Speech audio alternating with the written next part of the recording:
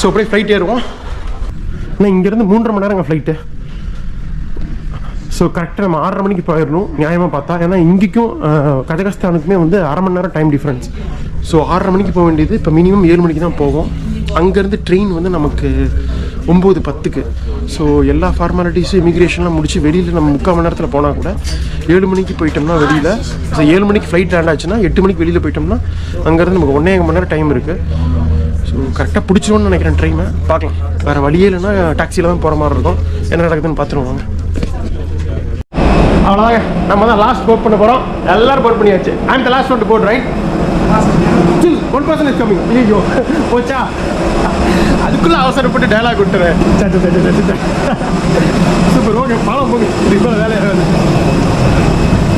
Hello, முதல் முறையாக கஜகஸ்தானோட low cost airline fly Arystan. Flight ஃபுல்லுங்க. இந்த ஒரு லோ சீசனில் கூட ஃப்ளைட் ஃபுல்லாக இருக்குன்னா பார்த்துக்குங்க. அவ்வளோதாங்க, வந்து பக்காவாக வந்து செட்டில் ஆகிடுச்சு.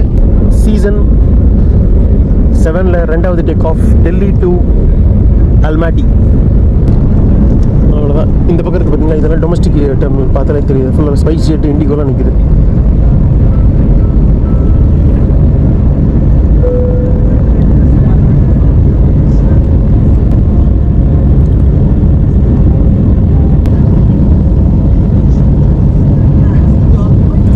அட்டகாசமாக இருக்குதுப்பா டெல்லி நைட் வியூ.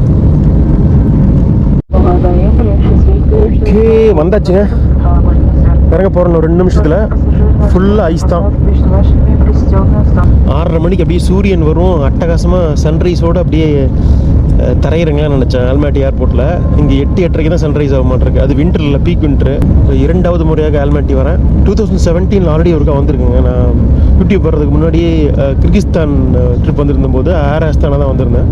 அப்போ வந்து இந்த ஏர்போர்ட் வழியாக தான் வந்து டிரான்சிட் பண்ணி